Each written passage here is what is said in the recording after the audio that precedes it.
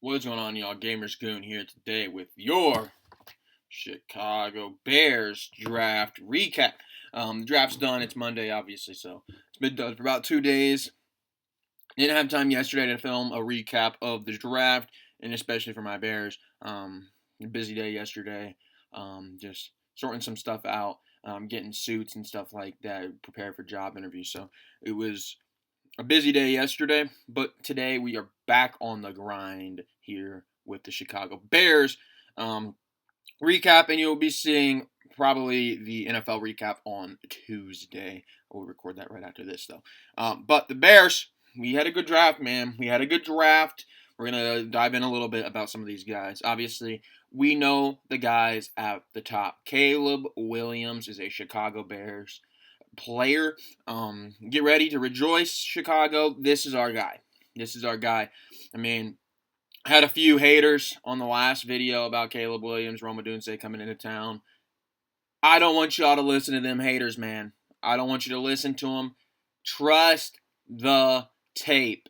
Trust the analysts. Trust everybody that is saying this kid's great. I don't care what the random Joe at home is saying, because they don't watch football every week. They just look, oh, there's trends and this and that. Oh, he loses games in college. Yeah, their defense wasn't much help, though. Don't listen to any of that, Chicago Bears fans. This is your time to be happy. This is your time to have your guy. The number one consensus prospect in this class. The Bears got him. The Bears got him. Not the Falcons. Not the Dolphins. Not the Raiders. The Chicago Bears. If anybody's sitting here and be like, well, enjoy having him, I will enjoy having him. Thank you. Thank you. I will enjoy it. Keep your negative self over there with your team that didn't have as good of a draft. Keep your jealous little self over there. Let us Bears fans have our fun, because guess what?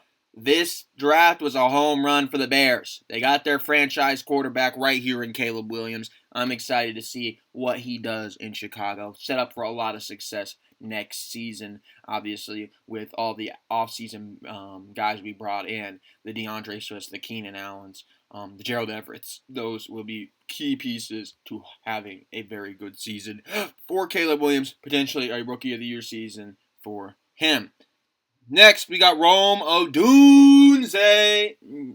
That video, man, that video where Caleb he's walking through the back trying to find where Rome is. He comes up behind Rome. Rome Odunze. That's one of my favorite videos right now, man. Rome, Caleb, it's gonna be fun, man. We already seen that they kind of have this chemistry going between the two. Obviously, being on the same flight. Rumors of them working out with both DJ and Keenan out there prior to the draft. Rome Odunze, you turn on his college tape, man. It's a lot of good stuff. I mean, as an Oregon fan, you hated playing against a guy like Rome Odunze. I mean, it just seems like he is that guy. In any other class, he's probably the number one receiver. He's a polished route runner. He has great speed. They even talked a little bit, Ryan Poles did, about maybe even using him in the return game, because he did have a punt return touchdown. I mean, he was used a little bit there at Washington. So, I mean, it's a big kind of volume question here with Rome Odunze, especially with DJ Moore and Keenan Allen being there. If Rome Odunze was going onto a team without where he was either the number one receiver or number two receiver right away, I think you probably don't see Rome Odunze do returns. I mean, he obviously mentioned how Devin Hester was one of his favorite players growing up. He liked watching him return the ball. On a lot of teams, I don't know if he would be the return guy, simply because he is that good of a player that you might want to keep him away from returns because you need him that desperately in the offense. It's not that he can't do returns. He's a very good returner. The problem is you kind of just want to lessen the amount of hits he would take. But as a rookie, with the two guys you got there, you're going to need to find ways to get him the ball in his hands. And a very easy, good way for that is the return game. We know he can do it. We saw it at Washington. He can do it at the next level. It'll be interesting to see if they actually do go that route with Rome Odunze. I hope they do, because, like I said, a lot of other teams you might not get to see Rome Odunze make returns. simply because he'd be one of their best receivers, and you wouldn't want to risk that receiver taking more hits than he has to. But the Bears, they kind of got the luxury of having DJ Moore and Keenan Allen, so they don't need to necessarily be as cautious with having him go out there as a return man. So Rome Odunze, a very well polished player. I cannot believe we got him at 9. I really can't. I really can't. Right after Malik Neighbors went at 6, I was like, oh, he's not going to make it to us at 9. Rome Odunze is not making it there. Then we got J.C. Latham and Michael Penix off the board. We got back-to-back Huskies, Penix and then Odunze. I don't know what the Falcons were doing. I didn't have QB as one of their needs. They did. I don't know. But we'll reap the rewards. We'll take Rome Odunze, man. We'll take him. I mean, it's an argument with all the three, honestly. I mean, it's not even like a 1, 2, and 3 in that order. Marvin Harrison, Neighbors, and then Odunze. It's not like that. It's more so like 1A, 1B, and 1C. That's how good these guys are. In every other class, if you take the two of the others out in every other class, like if you put him in last year, if you put any of these guys in last year's receiving, just a single one of them in last year's receiving class, they're the best guy there.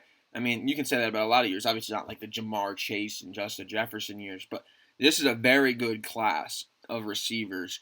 And it could be even better than maybe the Jamar Chase and Justin Jefferson classes because they got some real talent, man. They got some real talent. Rome Odunze, happy to have him in Chicago. Ryan Poles said he was sweating it out, considered trading up potentially to get his guy, Rome Odunze, for Caleb Williams.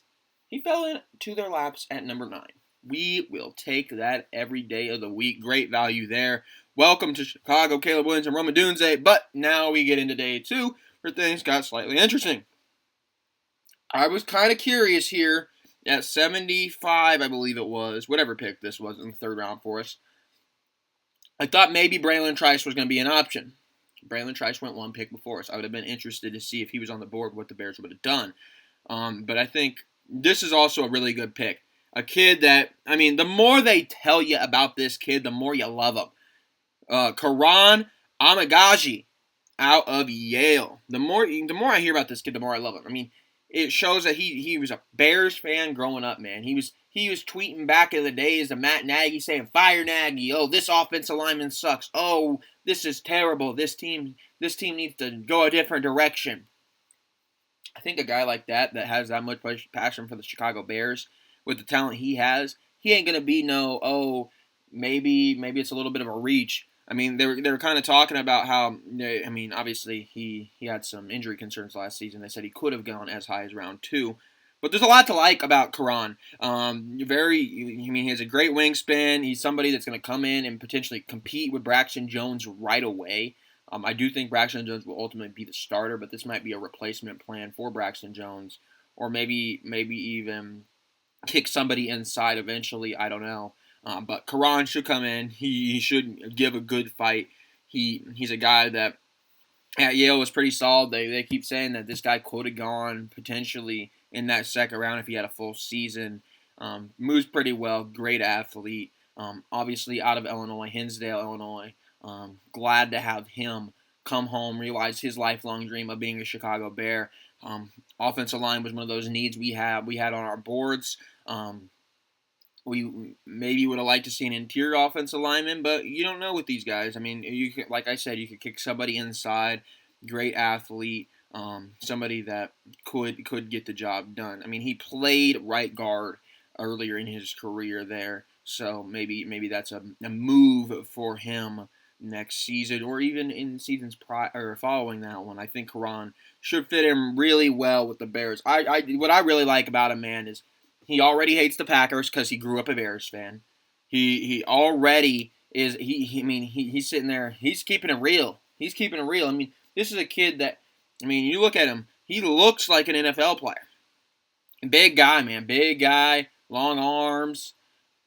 And this is a guy that, I mean, I assume probably knew, hey, man, I'm trying to get to the NFL. I mean, there was a report from last year that he kind of mentioned that he went up to Coach Eberflus and he talked to him, and he was like, "Hey, man, I'm Karan, and one day you're going to be drafting me, hopefully." And then this was round 2 or round 3 was the day for him. So there was a really cool story there with Karan. Hopefully he's going to become a great Chicago Bears legend. A lot of potential there. I mean, I loved everything I heard about of him, just listening about him, and I also loved everything I heard with Karan in his presser.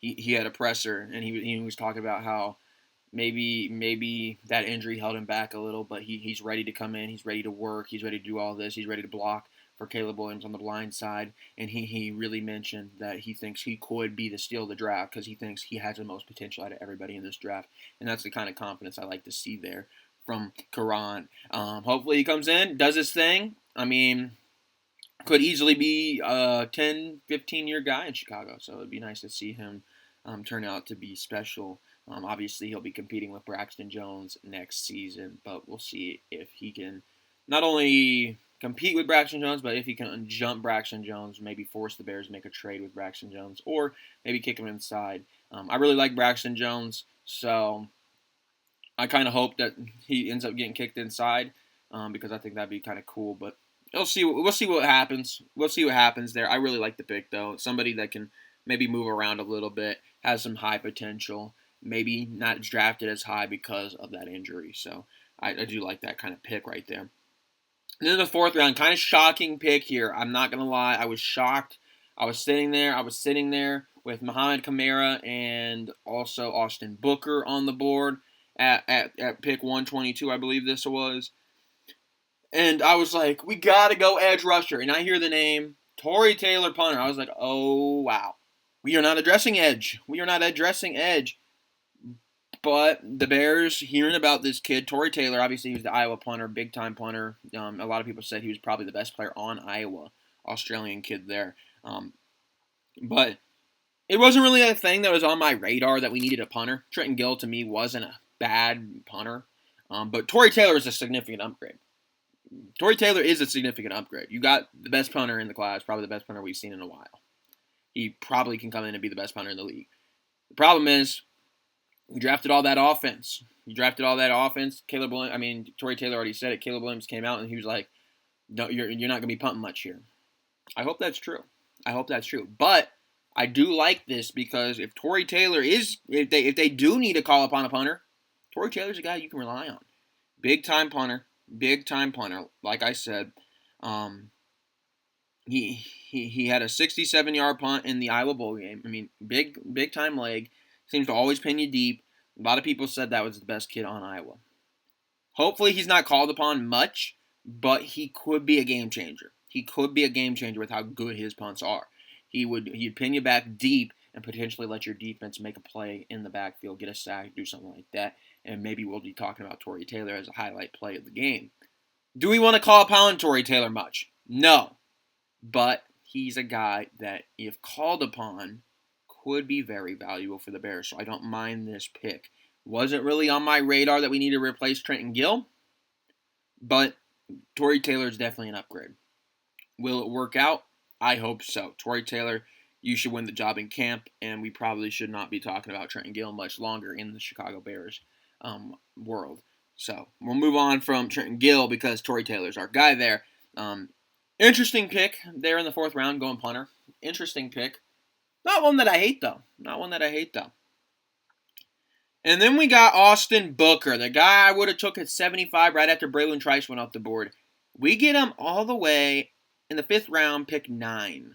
We traded back up with the Buffalo Bills.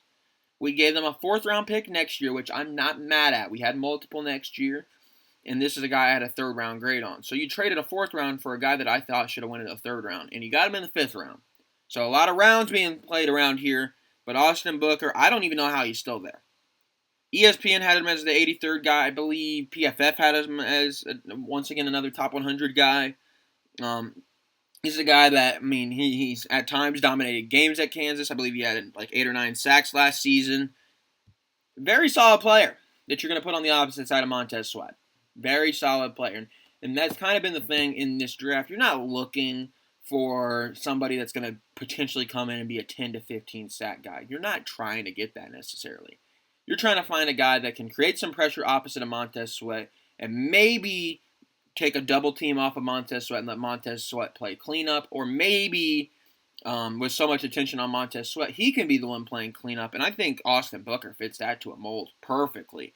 Austin Booker should easily come in and be the cleanup man. He should. I mean, he could easily go for 10, 15 sacks.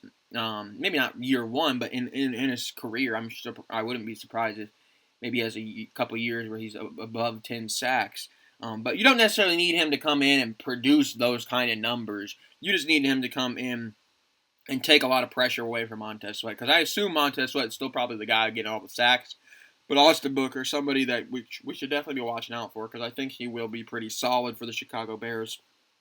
Playing at Kansas last year, maybe not as high profile as maybe you would hope for with Austin Booker in terms of that. But I think he'll come in, he'll be very solid, and the Bears did a good job finding talent there in the 5th round.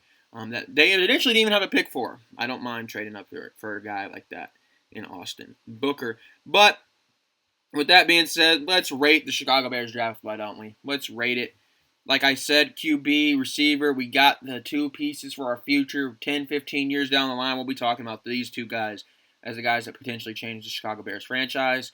We got a potential blindside blocker of the future there in Karan. Potential punter that'll be there for 10, 15 years if all works out. And then Austin Booker, another guy I think could probably last about 10, 15 years. All 5 of those guys that they brought in, I think are going to stick with the Bears, which is huge. Because, I mean, usually in those middle rounds, maybe a couple of those guys stick. Maybe you're taking a risk on somebody. I don't necessarily know if anybody was a risk. And that's the good thing about the Bears. I really like what the class they're able to put together. I give it an A+. I still think the Bears had the best draft out of everybody. They addressed the quarterback. They got him his biggest weapon. They got the 2 greatest value players inside the top 10. They addressed a tackle that could potentially be the tackle of the future there, but if not, I think you could kick him into guard and he'll still be a starter in the league. You got a punter, the best punter in the draft, and kind of replacing Trenton Gilt if your offense does have times where they struggle. Obviously, with the rookie QB, you might go through some spurts of struggling. And then Austin Booker, a guy I had a 3rd round grade on in the 5th round. I thought the Bears hit a home run. I give him an A+. Let me know down below what you think the Chicago Bears grade should be. But for right now, I'm going to get on out of here. Thank you for watching, and I will see you all next time.